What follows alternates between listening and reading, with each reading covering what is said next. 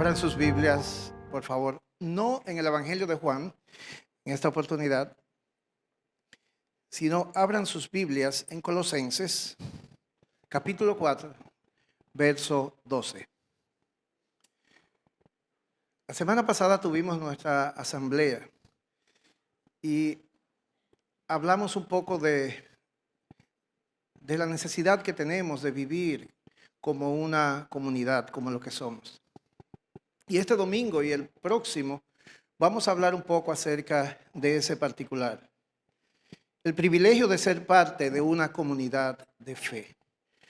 Colosenses 4:12 dice así: os saluda Epafras, el cual es uno de vosotros, siervo de Cristo, siempre rogando encarecidamente por vosotros en sus oraciones, para que estéis firmes, perfectos y completos en todo lo que Dios quiere. Vamos a orar. Señor, nos encomendamos a ti. Esta última alabanza reflejó lo que hay realmente en nuestros corazones, un deseo de agradarte por gratitud, oh Señor. Valoramos en la medida de lo posible, de acuerdo a lo que nuestras facultades caídas nos permiten, lo que tú nos has dado. Y es tanto, Señor. Hoy podemos decir que consideramos basura nuestra antigua vida y apreciamos el precioso regalo de tu Hijo Jesucristo. Ayúdanos a ser cimentados y edificados en Él. Así que te pedimos, Señor, que tu Santo Espíritu, que mora en la vida de cada uno de tus hijos, hable a nuestros corazones para conducirnos a toda verdad y llevarnos a imitar cada vez más a Cristo. Y te ruego por aquellos que no te conocen, oh Señor, para que haya salvación en medio de nosotros, aun aquellos que nos están escuchando en este tiempo, fuera de estas paredes. Haz la obra, oh Dios. Tú eres bueno y te deleitas en salvar. Lo pedimos por los méritos de tu Hijo Jesucristo. Amén. Amén. Hermanos, todos nosotros tenemos diferentes opiniones de cada cosa, de todas las cosas. De hecho, si las elecciones fueran hoy, yo estoy completamente seguro que posiblemente aquí habría representación o preferencias por diferentes partidos, diferentes colores. Yo sé que en el día de ayer algunos azules estaban muy contentos y algunos de los verdes estaban un poco decaídos, ¿verdad que sí? Y sabrán que es de pelota que estoy hablando. Pero también todos nosotros le damos diferente peso en términos de valor a las mismas cosas. Hay cosas que para mí son muy importantes, quizás para mi esposa no, quizás para ustedes, cosas que son relevantes, no lo son tanto para mí. Algunos aman el deporte, otros las fiestas, a otros les gustan cuando va a una ciudad ver los grandes edificios, comer, otros disfrutan quizás los paisajes y más de una manera contemplativa. Y algunos de esos que aman los deportes, uno de esos me dijo una vez, yo tuve la oportunidad de ir a Buenos Aires, Argentina, y me dice: pastor, pero usted va a estar allá, seguro que usted va a tal estadio, ahí está mi equipo favorito de soccer, de fútbol. Hermanos, aunque tuviera una semana sin hacer nada, les aseguro que no estaría en ese lugar. Qué pena, dice don José. Y de eso se trata, diferentes comidas, pasatiempos, trabajos, existen por la increíble y maravillosa diversidad de los seres humanos. Y eso lo ha diseñado Dios, hermanos, para que nos gocemos en las diferencias. En la vida hay muchas cosas en las cuales tenemos, por lo tanto, libertad para escoger de acuerdo a nuestras preferencias, a nuestros gustos. Y creo que Dios lo ha hecho así, como igual creó el firmamento, simplemente para que contemplemos su grandeza. Los cielos cuentan la gloria de Dios para mostrar su gloria, su multiforme gracia. Pero Dios ha puesto al servicio de los hombres dádivas, en cambio, que no pueden ser ignoradas, que no son una opción, que no dependen de si a ustedes les agradan, les gustan o a mí no. Por ejemplo, todos nosotros consumimos agua. respiramos aire, debemos descansar. No importa que digamos, es que no me gusta el agua, tengo que beber agua. Sí o sí, eso no es opcional. Eso es opcional, eso no depende de las costumbres. Todos lo hacemos, no hay distinción. Esas dádivas siempre han existido, no han sido creadas por los hombres. Dios la da a todos para su beneficio. Lo podemos ver, hay cosas que podemos escoger y hay otras cosas que no. Lo mismo en el sentido espiritual. Hay diversidad, pero hay cosas que no, con las que no podemos transigir, que no podemos simplemente escoger o no coger. Hay diversidad de dones, talentos, ministerios, maneras de manifestar la adoración a Dios. No sé ustedes, pero yo disfruto tanto ver diferentes culturas adorar a Dios de maneras diferentes. Eso es tan bueno. Cómo expresan gratitud de manera que a nosotros no nos hace sentido, pero se nota en sus rostros, en sus ojos, como ciertamente están dando lo mejor de sí para la gloria de Dios. Pero así en sentido espiritual hay otras dádivas que no, como en el mundo natural, como es el aire, como es el agua, que son comunes a todos los hijos de Dios. No las escogemos, no hay lugar para las preferencias, no surgen de los corazones humanos. Por ejemplo, el apóstol Pablo, hablando de esas cosas que son comunes a todos, nos dice en Efesios 4, versículos 4 al 6, estoy leyendo una versión popular, solo hay una iglesia, solo hay un espíritu, y Dios los llamó a una sola esperanza de salvación. Solo hay un Señor, una fe y un bautismo. Solo hay un Dios, Padre de todos, que gobierna sobre todos, actúa por medio de todos y está en todos. No podemos escoger cualquier camino. No podemos tener cualquier esperanza. Es que esa es mi preferencia. No. Solo hay un nombre debajo del cielo en el cual podemos ser salvos y ese es Jesucristo. Y de paso, lo que va a hacer después de esas palabras el apóstol Pablo es hablar de diversidad en las manifestaciones de la gracia y los dones en cada uno de ellos para el servicio del pueblo de Dios. Hay aspectos en los que hay diversidad, en los que podemos escoger. Hay cosas que son sí y solo sí. Y hoy quiero decirte, amado hermano, hermana, que una de esas dádivas que no son una opción para el creyente, uno de esos regalos que para beneficio de tu vida espiritual, Él te ha dado, son los hermanos de la comunidad espiritual en la que Dios te ha puesto. Ahí no vale, es que yo no soy muy sociable, es que yo prefiero estar solo, es que yo soy más de... No, Dios te ha dado hermanos, te ha colocado en una comunidad y eso es exactamente lo mismo que tenemos un Dios, que tenemos una esperanza, un bautismo y todas aquellas cosas que son comunes a los creyentes. Así como el aire, el agua, el descanso no son opciones para tu vida, ese ser colocado en una comunidad espiritual no es algo ligero, no es opcional, no es simplemente algo que es mejor para tu vida, un nivel más. Es lo que es provisión de Dios para tu bien, para tu ministerio fructífero, para la gloria de Él. Y no te voy a hablar en esta mañana de que debes amar a tus hermanos, lo cual debes hacer. No te voy a convencer a que debes ser miembro de una iglesia, como que debes firmar un papel. No, no es el lenguaje que yo quiero usar en esta mañana. Quiero presentarte hoy el enorme privilegio que Dios nos da a cada uno de nosotros de ser parte de una comunidad de gracia, de un lugar donde Él te ha puesto porque te ama y pone a cada uno de los suyos. Y pienso que el texto que tenemos por delante en Colosenses 4:12 nos puede ayudar. Y de paso, quizás en principio no veamos la relación, pero sí nos va a ayudar y nos vamos a centrar en este texto. Os saluda Epafras, el cual es uno de vosotros, siervo de Cristo, siempre rogando encarecidamente por vosotros en sus oraciones, para que estéis firmes, perfectos y completos en todo lo que Dios quiere. Y vamos a ver 4 particulares en este texto. Y el primero de ellos es el siguiente. Nosotros vemos en Epafras, y creemos que debe ser el sentir de cada creyente, un sentido de pertenencia. Un sentido de pertenencia. Os saluda Epafras, el cual es uno de vosotros.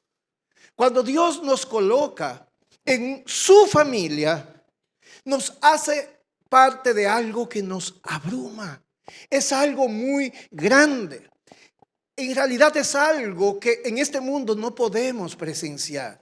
Creo que una de las cosas que nos van a dejar con la boca abierta en los cielos es mirar esa multitud incontable de ese coro celestial. No sé si en todas las lenguas o habrá una lengua celestial, algunos dicen que es el español, de todos los colores, de todas las culturas, todos cantando un cántico nuevo.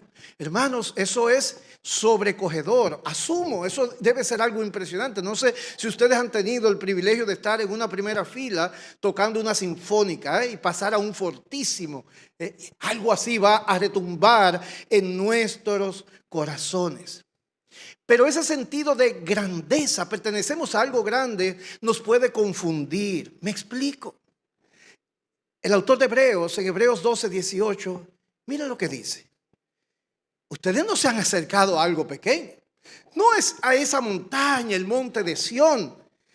Es la ciudad del Dios vivo, Jerusalén celestial, a la compañía de muchos millares de ángeles, a la congregación de los primogénitos que están inscritos en los cielos, a Dios, el juez de todos, a los espíritus de los justos, hechos perfectos, a Jesús, el mediador del nuevo pacto, a la sangre rociada que habla mejor que la de Abel.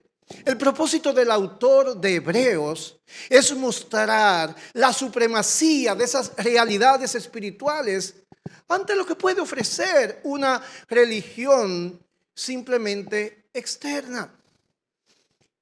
Los privilegios que vamos a tener en el cielo son grandes, inmensos. Lo mismo cuando Dios toma a Abraham, su fe pequeña, lo lleva y le dice: mira las estrellas del cielo, mira la arena del mar, así va a ser tu descendencia. El propósito de Dios es decir: mira el Dios que tiene y lo que es capaz de hacer, que tu fe crezca y que no esté a la altura de tus limitaciones físicas. ¿Y por qué digo eso? Porque a la luz de esos pensamientos gloriosos que nos pueden deslumbrar,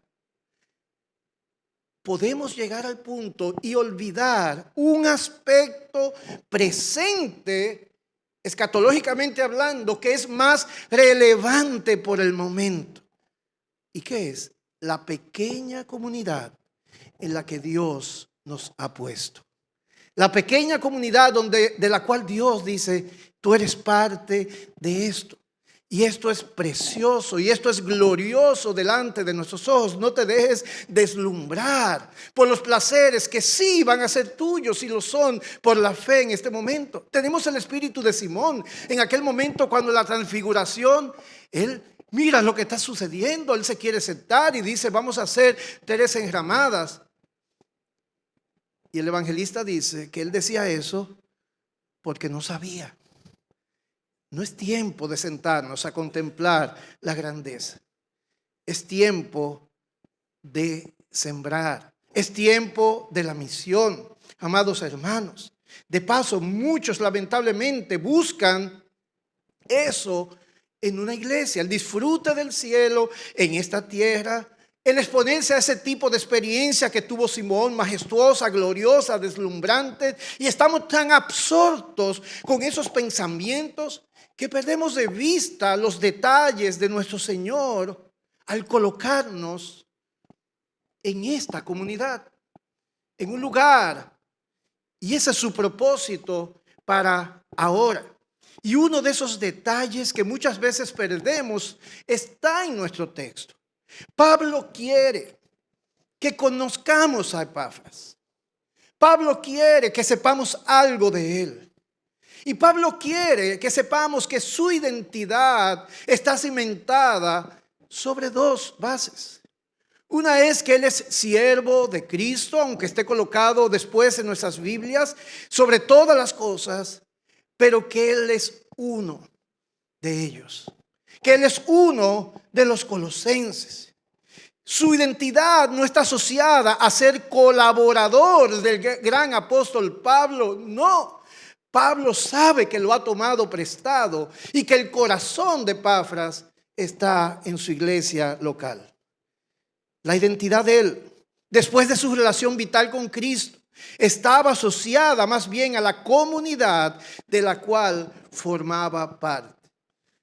Y para que lo veamos un poco más claramente, en la Nueva Traducción Viviente, miren lo que dice ese mismo texto. Otra traducción: les manda saludo Epafras, un miembro de la misma comunidad de fe que ustedes y siervo de Cristo Jesús. Hermanos, ¿es como ustedes se ven? Es ese buen orgullo cuando estamos fuera y decir: yo soy miembro de tal o cual comunidad de fe. Hermanos, hay tantos pasajes que prueban ese punto en el Nuevo Testamento que nos confunden cuando nosotros vemos a alguien que está buscando complacencia en el lugar donde se congregan antes que conocer realmente dónde el Señor me ha colocado y dónde el Señor quiere que yo, de qué comunidad Dios quiere que yo sea parte. ¿Qué buscas cuando buscas una iglesia? ¿Qué tú esperas de tus hermanos en la fe? Efesios 4:12 nos dice lo siguiente: que Dios ha dado dones en la iglesia local a fin de perfeccionar a los santos para la obra del ministerio. Conocemos bien este texto, para la edificación del cuerpo de Cristo, y no estamos hablando de la iglesia universal, hasta que todos lleguemos a la unidad de la fe, del conocimiento del Hijo de Dios, a un varón perfecto, a la medida de la estatura de la plenitud de Cristo, para que ya no seamos niños fluctuantes, llevados por doquiera de todo viento de doctrina. El apóstol Pablo está hablando de lo que ocurre en esa comunidad donde Él nos ha puesto, donde nos miramos la cara, donde estamos allí con un propósito, y es crecer juntos y llegar a la madurez del varón perfecto que es Cristo. Hermanos, Dios siempre habla. Dios siempre nos muestra su voluntad. Dios siempre nos dirige donde Él quiere. Pero pocas veces tenemos oídos para oír. Estamos tan llenos de nosotros mismos, de nuestras propias ansias de éxito y significado y propósito, que conducimos fácilmente nuestros pies en la dirección incorrecta. Porque tenemos nuestros propios planes. Dios espera que tengas un sentido de pertenencia tan fuerte en tu iglesia local, que sea algo que te distinga, que sea parte de tu ADN, de tu identidad, de aquello que ves como un enorme privilegio que Dios te ha dado. Y eso es lo primero que nos dice el texto acerca de Epafras. Pero no nos dice solamente eso. En segundo lugar, nos hace ver la carga genuina que Epafras tenía por su comunidad. Lo vemos en el texto. Dice: siempre rogando encarecidamente por vosotros en sus oraciones. Ahí estamos viendo como una insistencia en el lenguaje. Había una carga en su corazón. Amar es una palabra muy grande, ¿verdad, hermano? Es una palabra que ha sido contaminada por acepciones de los hombres que no son conforme a lo que Dios llama amor. Y es tan así, ha sido tan distorsionada esta palabra, contaminada, que ni siquiera los creyentes entendemos claramente en su justa dimensión lo que significa amar. Pero tener una carga en nuestros corazones, como nos presenta el texto acerca de Epafras, es una manera de hablar de su amor. Esa carga es la evidencia del amor genuino, del aprecio sincero por algo o por alguien. Posiblemente aquí tenemos una de nuestras hermanas, Lourdes, que trabaja con animales y tiene una carga por los perros rialengos de la calle, ¿verdad? Y posiblemente ella haría cualquier cosa, porque eso es como una espina que tiene allí en su corazón. Hace muchos años hay algo que ha tomado un lugar y ha sido una carga en mi propio corazón. Resulta que cuando niño crezco en un hogar cristiano, más o menos a los 16 años hago profesión de fe. Pero no fue sino hasta a los 21 años quizás que pude mirar la Biblia como un libro profundo que me hacía sentido. Antes de eso no tuve a alguien que me guiara desde niño, aunque en mi casa se abrían las escrituras, por supuesto. Por eso en el año 2006, cuando como iglesia nos expusimos al currículo de niños deseando a Dios, entonces eso vino a ser como un bálsamo en mi corazón. Y desde ese momento fuimos atrapados con la visión de Dios para las próximas generaciones. Han pasado creo que 17 años, más o menos 16, 17 años desde entonces. Y por eso voy a participar del webinar. Y posiblemente hasta que Dios me dé fuerzas, estaré haciendo eso. ¿Por qué? Porque es una carga. Eso es una carga. Una carga no es un deseo temporal. No es como ir a la película y llorar ante una escena donde vemos el sufrimiento y 20 minutos después estar riéndonos con el próximo chiste. No es simplemente un capricho. No es algo que atrapa nuestro corazón por un momento. Una carga es algo que persiste en el tiempo y que nos lleva a hacer algo por ello. Una carga genuina no desaparece el próximo día. Y esa es la carga que Epafras tenía por sus hermanos de su comunidad. Y por eso Pablo dice siempre. Por eso Pablo dice se preocupa. Por eso Pablo dice que él oraba por sus hermanos. Aún estando lejos, él seguía preocupado por su comunidad. Aún estando lejos, la grandeza del ministerio junto a Pablo no le llevó a olvidarse de sus hermanos. Lo que nos lleva a lo tercero.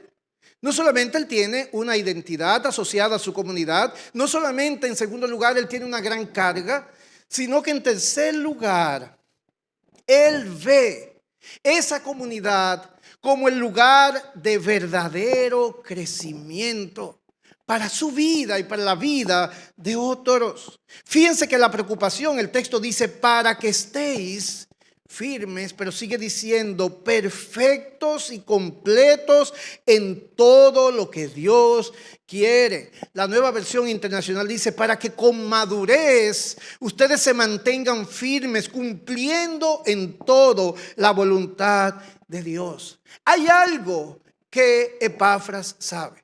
Hay algo que él sabe que ocurre en el contexto de la comunidad, de la iglesia local, por lo cual él ora para que ocurra en medio de ellos.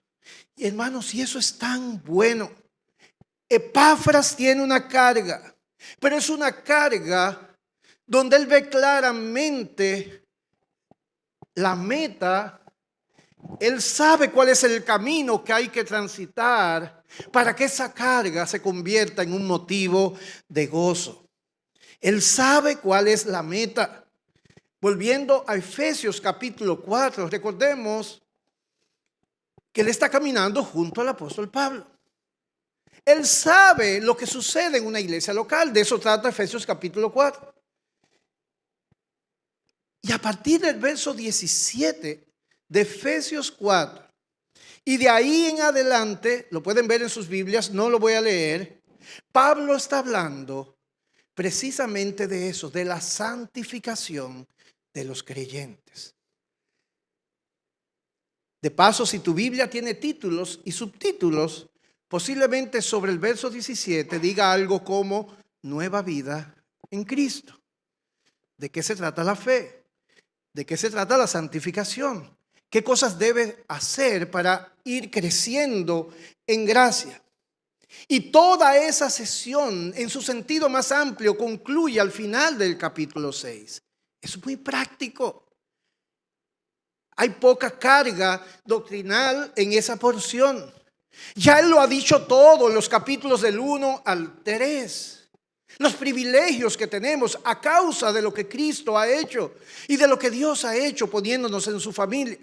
Así que desde el verso 17 en adelante, él está diciendo, hermanos, crezcan en la gracia. Posiblemente los versículos 22 al 24 resumen todo lo que él habla en esos 3 capítulos, diciendo, desvístanse del viejo hombre y vístanse del nuevo hombre. De eso es que se trata todo esto. ¿Quieres saber cómo crecer en tu vida espiritual? Estudia profundamente y pon por obra Efesios 4:17 en adelante hasta el capítulo 6, versículo 24. Y vas a ver cómo vas creciendo en santidad en tu vida. Es a eso que se refiere Epafras. Es eso lo que él quiere que sea una realidad en la vida de los colosenses. Esa es parte de su carga, que ellos crezcan en santidad para que sean perfectos en Cristo. Pero Epafras no es solo alguien que ora a lo lejos. Siempre me gozo cuando una hermana de la edad dorada de otra iglesia que tiene 7 años que no me ve, me dice, pastor, siempre oro por usted. Yo no sé ustedes, pero pocas cosas me ponen tan feliz como que alguien diga eso. Sin embargo, no es eso lo que hay en Epafras. Es más que eso. Epafras es uno de ellos cuya carga no toma vacaciones cuando está lejos ocupado. Sus manos, pies y fuerzas están con Pablo, pero su corazón está con los hermanos en Colosas. Y pide para que ellos crezcan y sean perfectos y comprueben la voluntad de Dios, que caminen por sus sendas, que amen a sus hermanos, que estén dispuestos a sufrir por Cristo y por sus hermanos en la fe. ¿Y por qué lo hace Epafras? Porque él entiende que si él está lejos, por ser parte de esa comunidad, él tiene el deber de llevar esa carga y orar a Dios. Porque él sabía acerca de las implicaciones de ser parte de una comunidad. Y el pasaje no comienza en Efesios 4:17, sino que los 16 versículos anteriores son el fundamento. Y el apóstol Pablo dice, versículo 13, que hay algo que ocurre en la comunidad. Que Efesios 4:17 en adelante no es algo que ocurre cuando somos llaneros solitarios. Que todo eso se da en el contexto de aguzarnos los unos a los otros. Dice, hasta que todos lleguemos a la unidad de la fe y del conocimiento del Hijo de Dios, el varón perfecto, a la medida, a la estatura de la plenitud de Cristo, para que ya no seamos niños fluctuantes llevados por doquiera de todo viento o doctrina. De doctrina, eso lo sabía Epafras. Es en el contexto de la iglesia local. De ahí él toma su lenguaje y continúa el apóstol Pablo, versículos 15-16.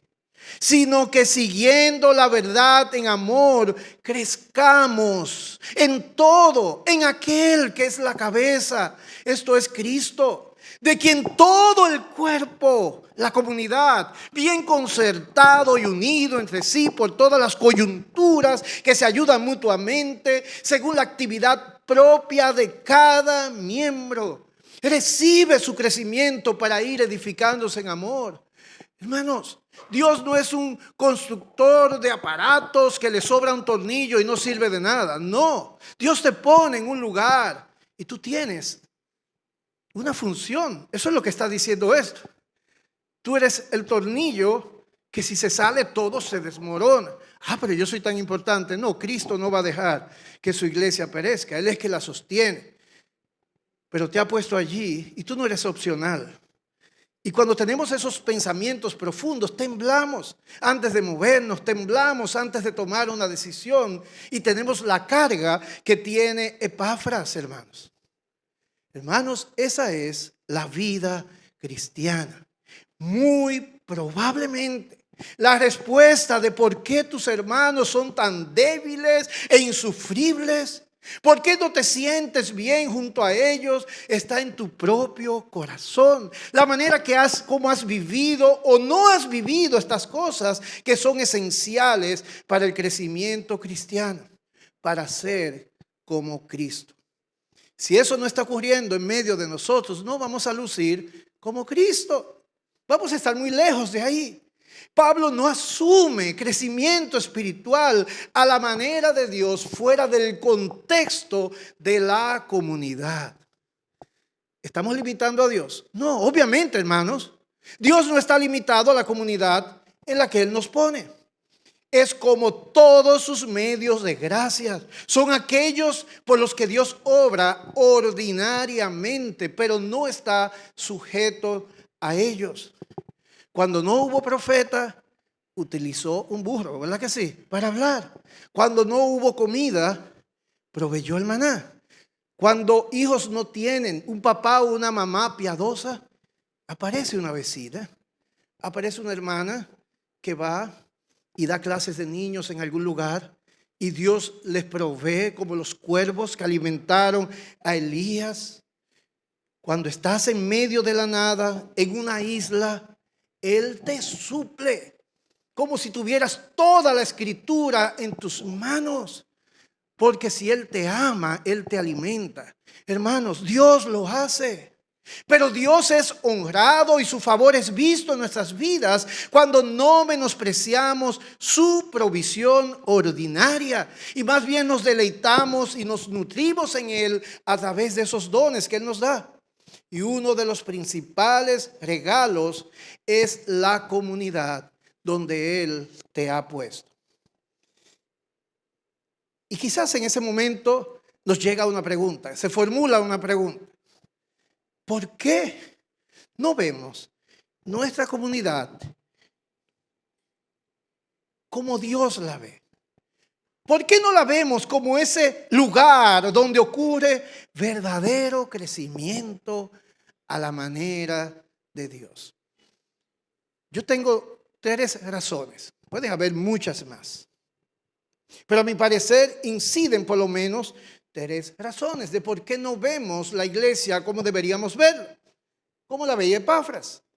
En primer lugar, nosotros no estamos dispuestos a obedecer sin entender. Eso es un gran mal, hermanos. Y todo el tiempo Dios dice, confía en mí. Tú no tienes que entender. Dios nos da muchas veces explicaciones. Él no lo tiene que hacer. Nos da demasiadas explicaciones al punto que cuando no nos da una, nos detenemos hasta que sepamos para qué sirve eso, hermanos. No. Está ahí Jesús, como vimos en Juan capítulo 13, y va a lavar los pies a los discípulos y viene donde Simón y Simón se le opone. ¿Ustedes recuerdan la respuesta de Jesús? Juan 13, versículo 7. Lo que estoy haciendo ahora, lo entenderás después. No lo entiendes, pero lo entenderás después. Confía en mí. Y nosotros no entendemos cómo es que Dios utiliza a nuestros hermanos para hacer bien a nuestras vidas. No lo tienes que entender. Él dice, mirad cuán bueno y delicioso es habitar los hermanos juntos en armonía. Amén y punto, hermanos. Si no lo disfrutas, si hay algo que no sientes, eso es motivo de oración después de la obediencia. Una de las grandes lecciones en las Escrituras es esa, que cuando confiamos en Dios a pesar de no entender, y no estamos hablando de una fe ciega fuera si no conociéramos a nuestro Dios.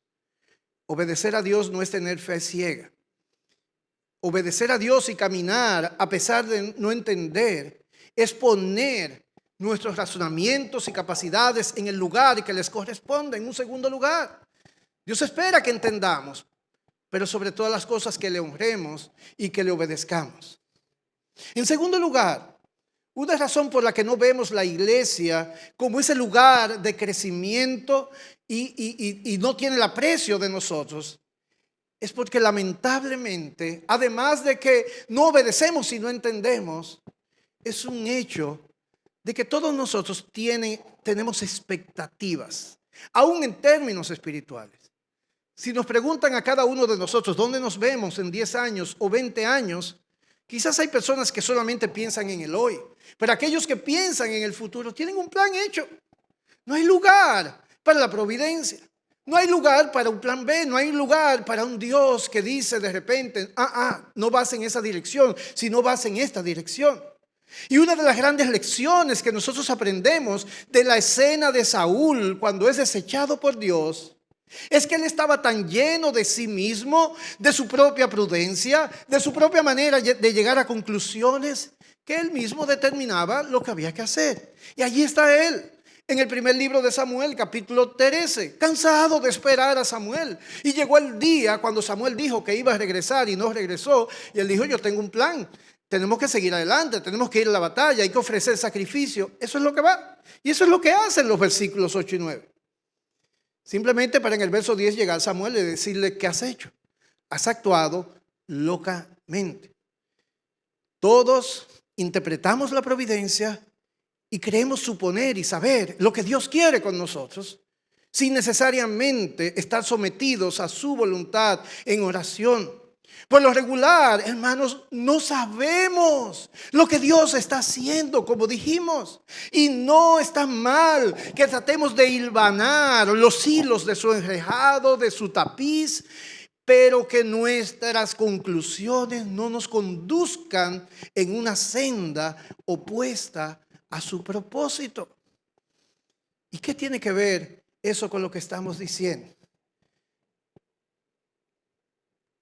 Que en muchas ocasiones pensamos que vamos hacia un lugar y Dios, que tiene sus planes, no planes diferentes a los de nosotros, sus planes que siempre han existido, no va a ir en pos de los nuestros.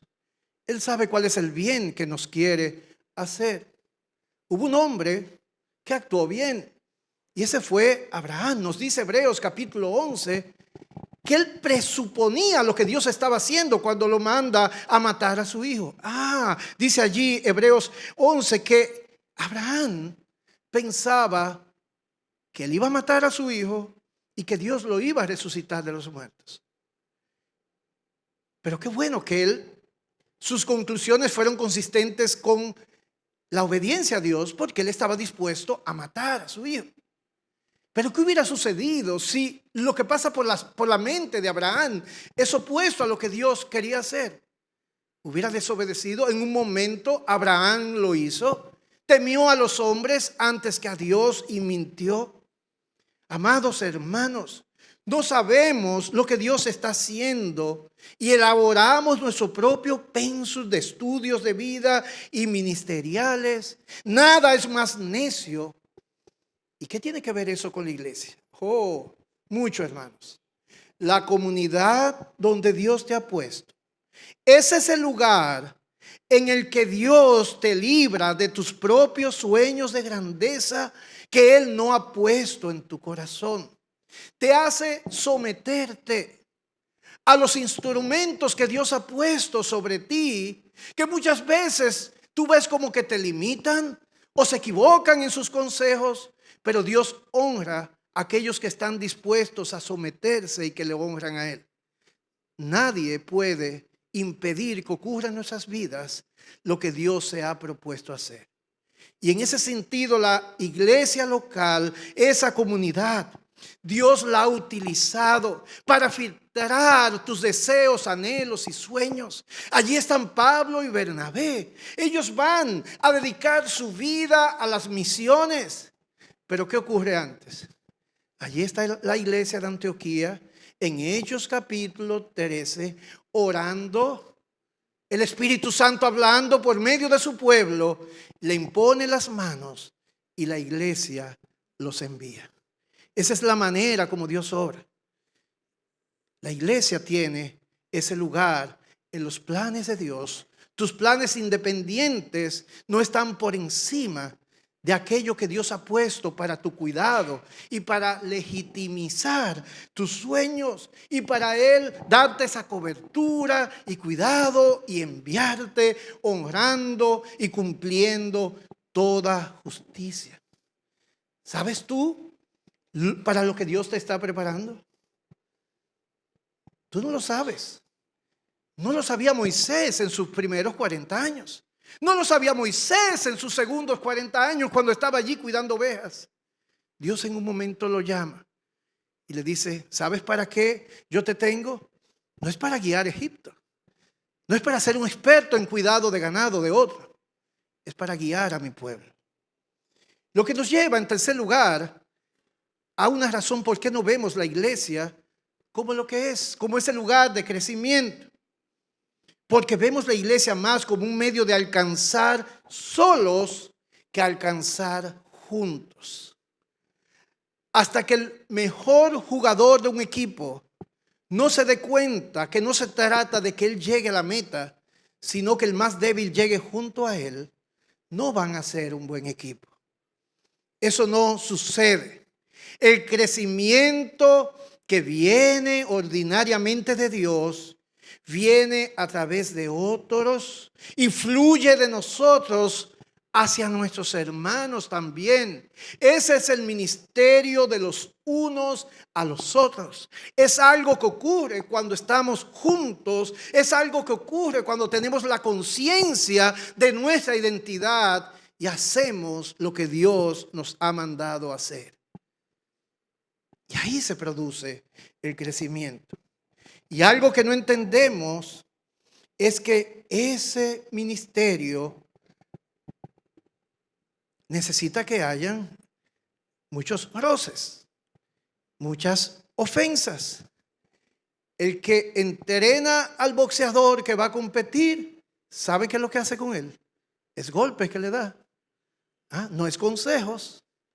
Él tiene que aprender a defenderse de quien lo está entrenando. ¿Y por qué decimos eso? Porque Mateo 18, si tu hermano peca contra ti, no es una excepción que va a ocurrir en la comunidad donde Dios te ha puesto.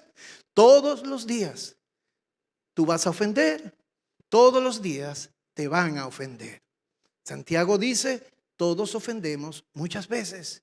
Y eso es parte del crecimiento. Y eso es parte